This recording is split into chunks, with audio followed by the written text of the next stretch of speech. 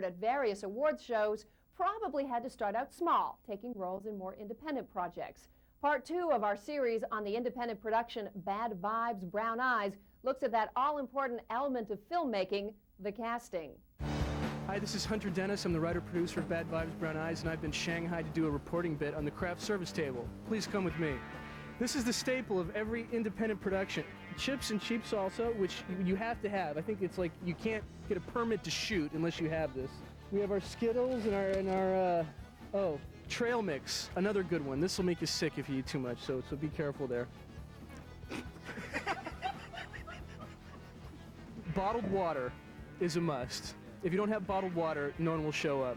And because this is LA and we have kind of a funky crowd, we have to go with the hummus and the pita bread.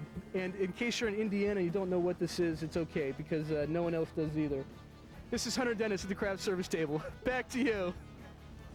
When casting his film Bad Vibes, Brown Eyes, director Sean Reed had to treat his low-budget production like one of Hollywood's blockbusters, going through the unions to make sure he had the best actors available in front of the camera. I had the fortune of being able to go under a SAG low-budget modified agreement, which is about $500,000 and below, which meant that I had access to just about anyone I wanted, especially union actors. With a piece like this, I really needed the best actors I could get.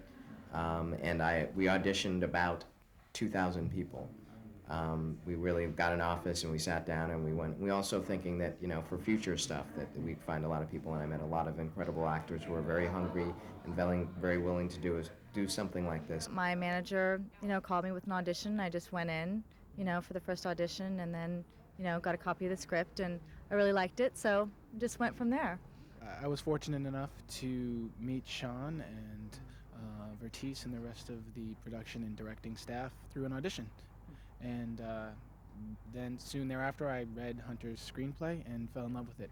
Being a writer-producer, I get to see more than just the one world that I'm accustomed to, which I really appreciate. And also, I was able to cast a film, which was really tremendous, and got to meet some very, very talented people. Hunter Dennis, the writer of this project, he said, "Oh, let's bring him in. Let's try it." And I came in, auditioned a couple of times, and fortunately, I was just good enough to make it. We did it special because, you'd see somebody for 5 or 10 minutes, you can usually tell that quickly about this particular part in a role with the sides.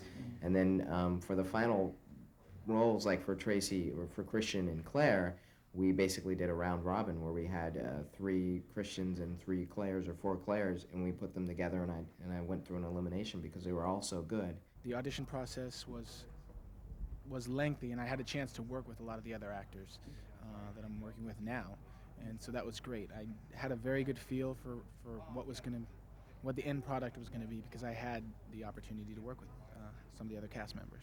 Finding Christian was a key centerpiece for us for this story, and we found him. I think Brian White is one of the hottest actors out there, and I think that a lot of people are going to really realize what he can do after this movie.